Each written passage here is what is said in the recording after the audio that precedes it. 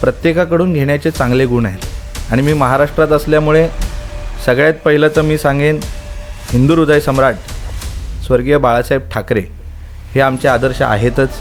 का? कारण त्यांचा जो निर्भीडपणा आहे, स्पष्ट वक्तीपणा आहे, तो त्यांच्याकडून घेण्यासारखा आहे.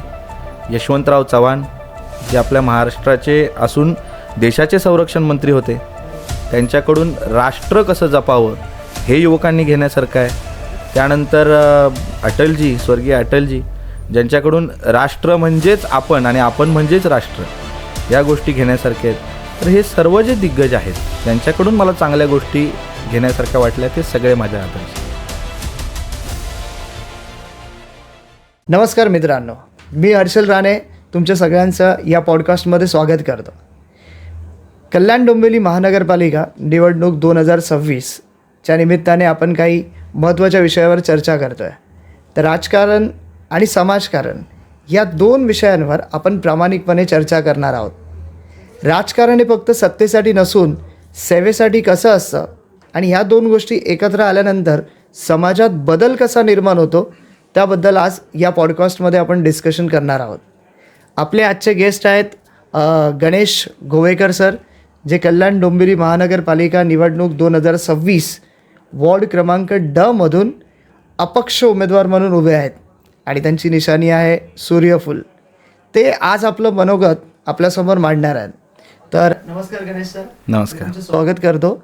आणि पहिला प्रश्न मी तुम्हाला विचारतो की तुम्ही जे राजकारणामध्ये आलात त्याबद्दल तर आपण चर्चा करणार आहोत, पण आपले जे ऑडियन्स आहेत किंवा मी आहे, मला तुमच्याबद्दल जाणून घ्यायला थोडं आवडेल.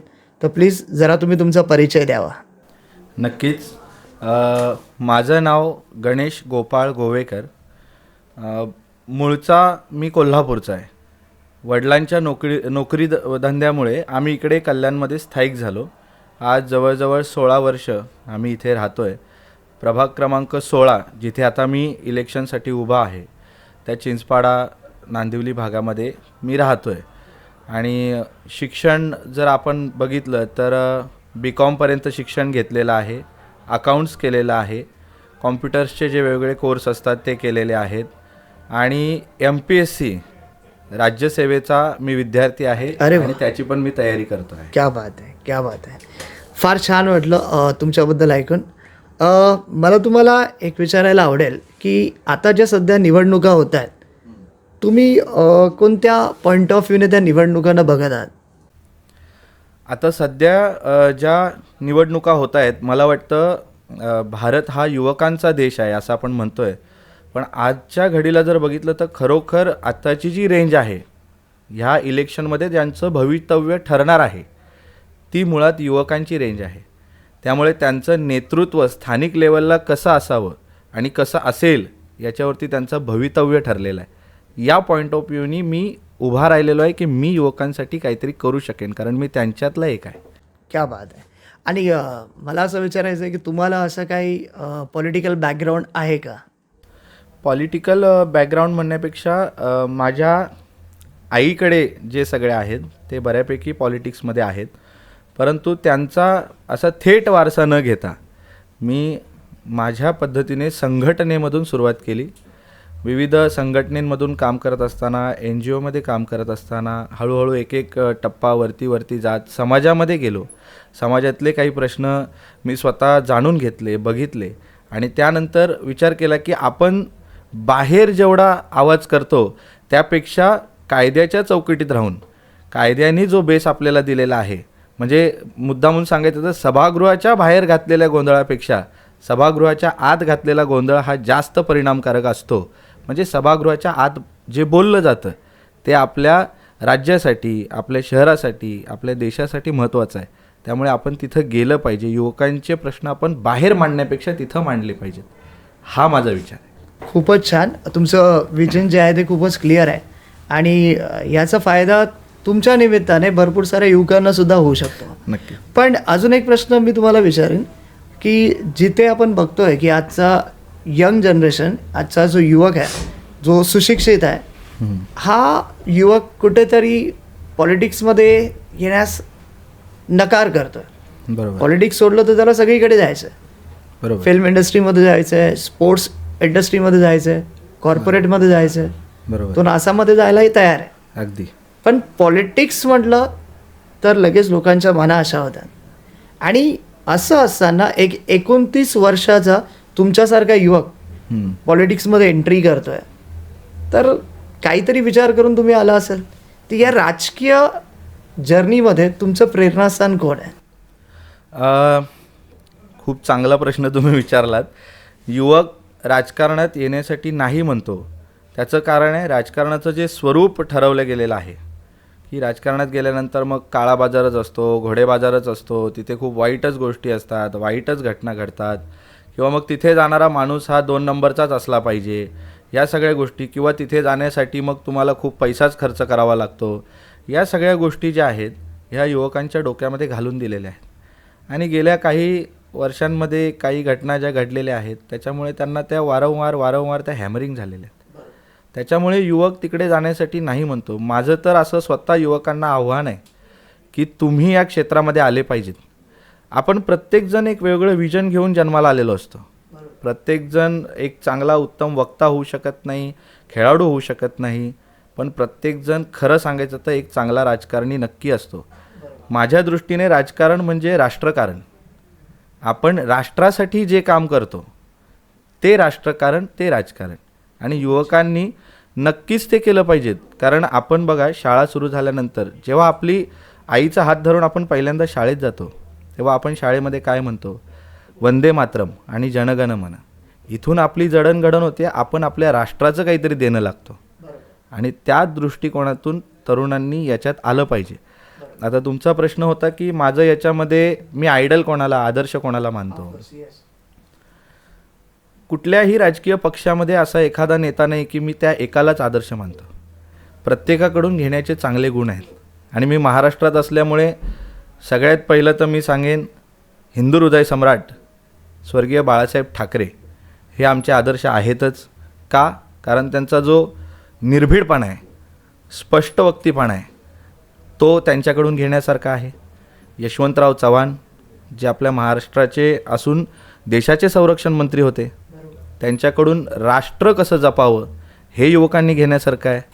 त्यानंतर अटलजी, स्वर्गीय अटलजी, ज्यांच्याकडून राष्ट्र म्हणजेच आपण आणि आपण म्हणजेच राष्ट्र, या गोष्टी घेण्यासारख्या आहेत.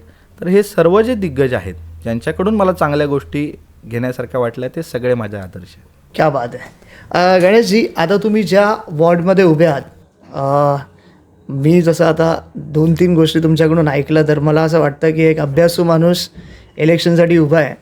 आणि तुमच्या कॉम्पिटिशनमध्ये जे कोणी असेल, काय वाटतं तुम्हाला त्याच्याबद्दल? मुळात मी त्यांच्या विरोधात नाही आहे किंवा ते माझ्या विरोधात नाही आहेत. तेही त्यांच्या पद्धतीने कदाचित आपल्या वॉर्डासाठी, आपल्या प्रभागासाठी काहीतरी चांगलं करण्याचं घेऊन या रिंगणात उतरलेत. मी सुद्धा माझ्या पद्धतीने काहीतरी चांगलं करण्यासाठी उतरलेलो आहे.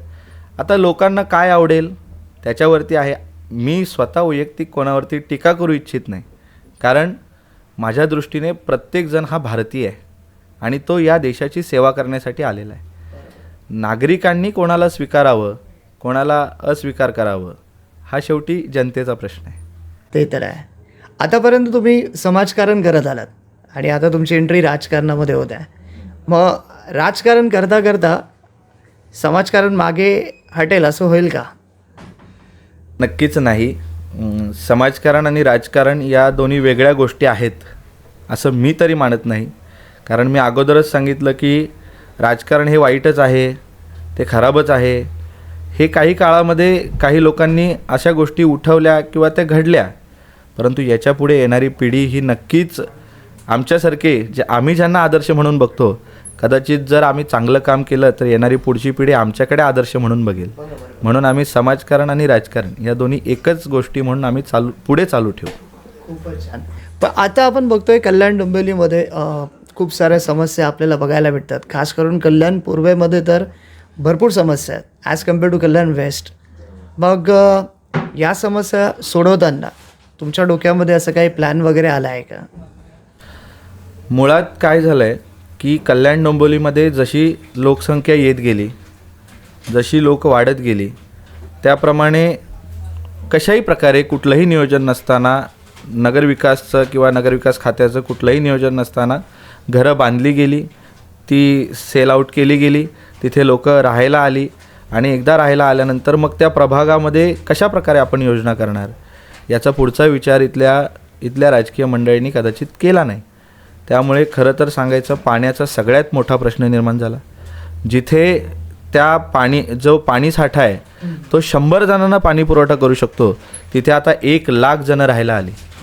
त्यामुळे पाण्याचा सगळ्यात मोठा प्रश्न निर्माण झाला.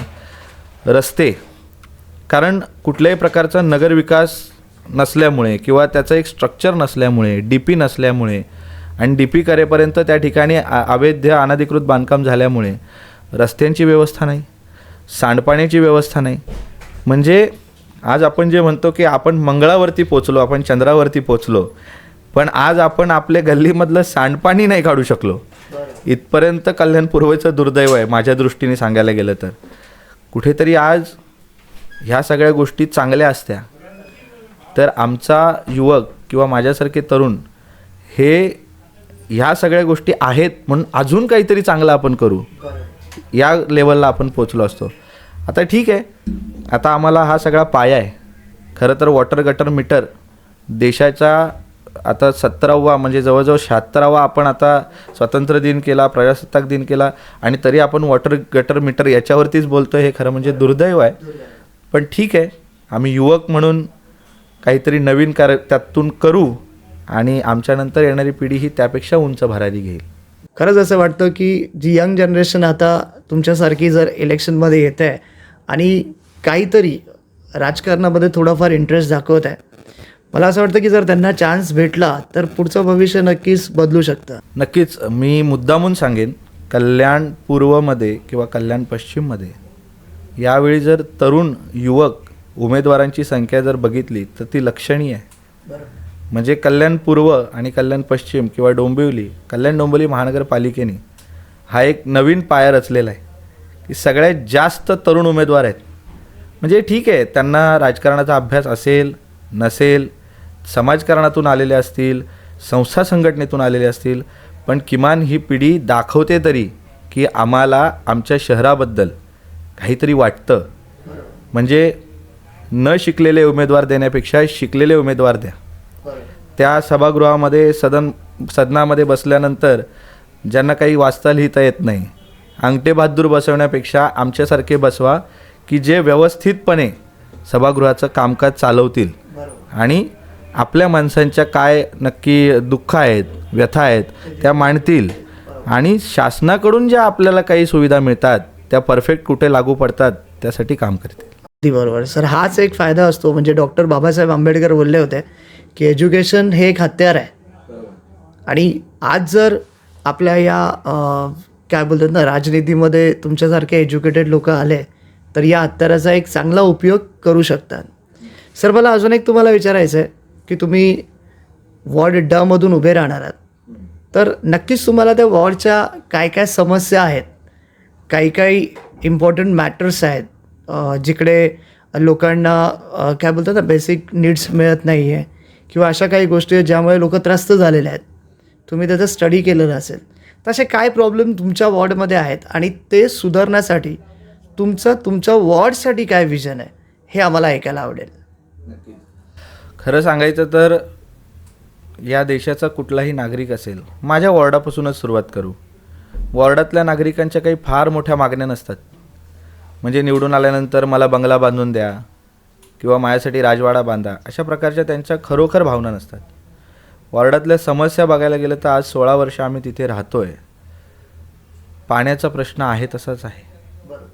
आपल्या बाजूला असणारा ठाणे महानगरपालिका किंवा नवी मुंबई महानगरपालिका हा इतका स्वच्छ, सुंदर आणि पद्धतशीर व्यवस्थित आहे. तेवढा व्यवस्थित माझा प्रभाग करण्याचं आणि कल्याण पूर्वमध्ये आपला प्रभाग चांगला वाटला पाहिजे हे माझं विजन आहे. क्या बात आहे. तुमच्या विजनला सलाम. आणि आता एक शेवटचा प्रश्न, जसं तुमच्यासारखी एक युवा पिढी आता पॉलिटिक्समध्ये येत आहे, तर तुम्ही आजच्या या युवा पिढीला काय मेसेज द्याल? आजच्या युवा पिढीला एकच सांगेन, काही ठिकाणी आपल्याला खूप वाईट अनुभव आले की ज्या गोष्टी आत्तापर्यंत होत आल्या, काळा बाजार असेल, घोडे बाजार असेल, पैशाचं वाटप असेल वेगवेगळ्या ठिकाणी, समोरून थेट अशी मागणी होत असेल, ठीक आहे, त्यांनी त्या गोष्टी केल्या. आज जे वयाच्या 50-60व्या वर्षी आहेत त्या लोकांच्या डोक्यामध्ये त्या गोष्टी फिट आहेत. परंतु आज जी तरुण पिढी आहे त्यांनी प्रत्येकाने ह्या सगळ्या गोष्टी बाजूला सरून माझा शिक्षित उमेदवार उभा आहे आणि तो माझ्या गरजा समजू शकतो, माझ्यासाठी ज्या त्रासदायक गोष्टी आहेत त्या समजू शकतो, माझ्यासाठी काहीतरी करू शकतो, या गोष्टी बघून त्यांनी मतदान करावं. स्थानिक लेवलला जेव्हा आपण मतदान करतो तेव्हा पक्ष, राजकारण या गोष्टी सोडून तो माणूस किती कॅपेबल आहे, त्याच्याकडे काय विजन आहे, त्याच्यासमोर उभे असणारे उमेदवार त्यांचं काय विजन आहे, किंवा ते किती कॅपेबल आहेत, ते किती लिटरेट आहेत, ते किती साक्षर आहेत, याच्यावरती त्यांनी वोटिंग करावं. पक्ष आज इकडे तिकडे उड्या मारण्यामध्ये व्यस्त आहेत. कोणीही कुठेही निवडून येतं, कुठेही जातात. सर्वसामान्य माणसाचा तो एक सगळ्यात डोक्याला त्रासदायक बनलेला प्रश्न आहे. कधी कधी तो मनोरंजनात्मक सुद्धा आहे. पण ग्राउंड लेवलला आपण एखादा उमेदवार निवडून देताना तो आपल्यातला असावा. तो कुठल्या पक्षाचा आहे तो नाही, पण तो किती कॅपेबल आहे ते बघून युवकांनी तरी या सगळ्या गोष्टी मतदानाच्या पार पाडाव्यात. आणि युवकांनी राजकारणात तर यावंच, पण त्यामध्ये आपला सगळा सुशिक्षितपणा घेऊन ते राजकारणामध्ये यावेत. बाकी प्रत्येकावरती वेगवेगळ्या प्रकारच्या लांछना होत असतात, परंतु आपण किती स्वच्छ आहोत ते आपल्याला माहिती आहे. त्यामुळे त्या स्वच्छ गोष्टी घेऊन राजकारणात यावं. राजकारण हे राष्ट्रकारण म्हणून बघावं. ज्या ठिकाणी आपल्या देशाला स्वतंत्र होण्यासाठी ज्या क्रांतिकारकांनी आपलं रक्त सांडलं आहे, आपल्याला फक्त आज एक वोट करायचं आहे. स्वतंत्र होण्यासाठी रक्त सांडणं आपल्याकडे नव्हतं, म्हणजे आपल्या नशिबात ते नव्हतं, तो तेवढा त्याग नव्हता. परंतु आज आपल्या नशिबात आहे की आपला देश पुढे कसा जाईल यासाठी त्या क्रांतिकारकांना स्मरून युवकांनी आपलं मतदान नक्की करावं. हा युवकांसाठी माझा संदेश. फार छान वाटलं गणेश सर तुमच्याशी बोलून, आणि मी तुम्हाला या येणाऱ्या इलेक्शनसाठी खूप खूप शुभेच्छा देतो. असंच आमचा पॉडकास्ट बघत राहा. असेच काही सामाजिक आणि राजकीय विषयांवरती आपण अशीच चर्चा करत राहू. Thank you very much.